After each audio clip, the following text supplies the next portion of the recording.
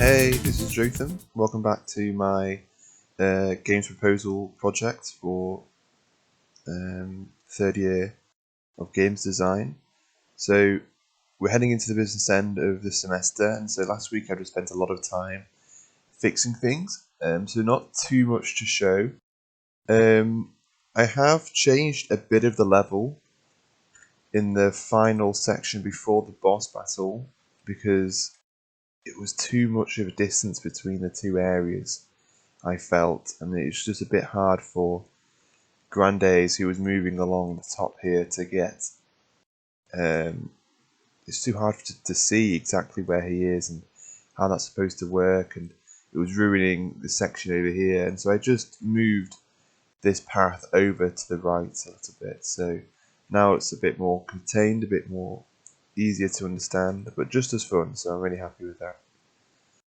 I haven't really made any changes to the tutorial. I was quite happy with that. One thing I did make a change to was Grandé's slam. One more change, just to fix it totally. There was a bit of an issue that I had, but now that's been fixed as well. I had lots of people to play some feedback, and really good. One thing they said is that it would be really useful to have tooltips along the way, and so you can see on the screen that I've located a fair few around, simply because it's just a little bit hard to remember everything, and just so that the players can understand exactly what they need to do and when. And I think altogether it makes the game feel a lot more polished, and it means that there is always a chance for the players to understand exactly what they're supposed to be doing. I've also made some changes all on the background to the environment. There were a couple of areas where it didn't quite work. There were a couple of areas where you could see the sky, or stuff I didn't really want you to be able to see. So I fixed all that, and that took quite a while, but I fixed it. I think at least all that I could see. So that's quite good. And here we have some tooltips reminding the players how to do their super attacks, their super smashes. Yes, I'll quickly do this section. Here we are.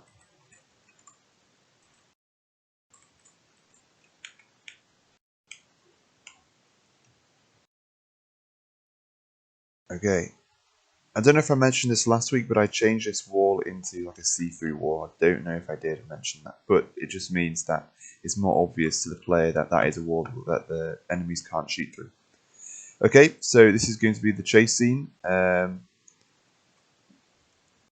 so I thought I'd fixed it. I actually hadn't, but now I really have fixed the chase sequence. There was a bit of an issue that it wouldn't start all the way over again if you were caught by the chasing Texan trucker.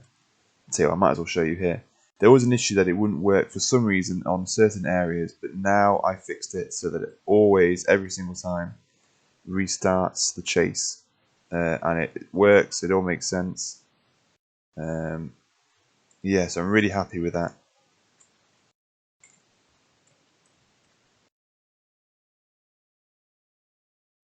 Yes, let's quickly get through this section. It's actually quite hard to test with only one person and two controllers, but oh well. It's one of the useless skills I've had to learn over the course of this semester. Here we are. Brilliant. And this time, the Texan trucker goes right off the screen. There was an issue where he wouldn't, but that's been resolved. Okay, there you go. That's the first one. I'm not sure if I showed you this last week either, but I did make a quick change to this section as well. I made it just a little bit easier because lots of people were saying how it was just a little bit hard, this jump. So I made it a bit easier. And I redid this last section at the top because it was blocking the view, it was obstructing where the players could see. You can see in the background there, I've got all that sorted. So on the left hand side of the screen where you can see everything. So I'm happy with that as well. Okay, so here we can see the bits I properly changed in action. Chico goes up here, Grandé. Oh, Grandé goes up there. So you can see here, I've got a tooltip saying B and then A to speed jump, which is cool. I think it gives the player just an extra bit of helping hand. Everyone figured it out in the end, but it took a while, so I just thought, well, best give people the best chance they can get. And here we are, the big jump. Dreamy. Yeah, I much prefer this way. It means that the depth perception is nowhere near as bad. Yeah, I really like that. Okay, so on to the boss battle. Really exciting. Another reminder of how to revive your friends if they are down or knocked out. Cutscene, and then here we go, the Texan Trucker. I made some changes here as well. So there was an issue where the Texan Trucker would bounce off the players and stay on the top rope.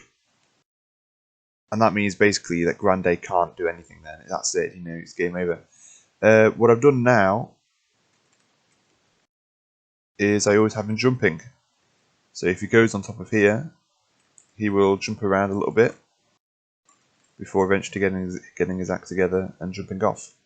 So now yeah, it works. That's good. I'm really happy with that. Ouchie, ouchie, get them back. So yeah, that issue's been resolved.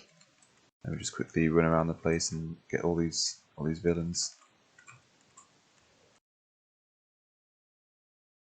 Alright, so I don't know if I've shown you Chico's special ability either, but here it is. It's like this super dash.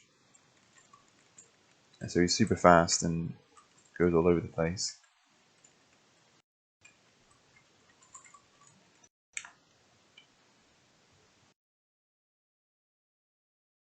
Oh yes, and I also gave a camera shake to Grandé's special move.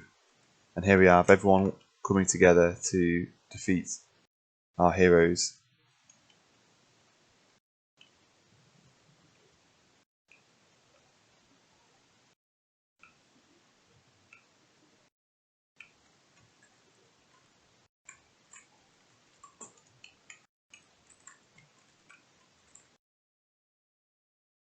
He's nearly dead. Only one more hit will do it. Oh, maybe one more. Whoops. Brilliant, there we go. And there we go. So yeah, the changes I've made have been quite small, but definitely fixes. The bug fixes had some really wonderful help and feedback from people in the studio.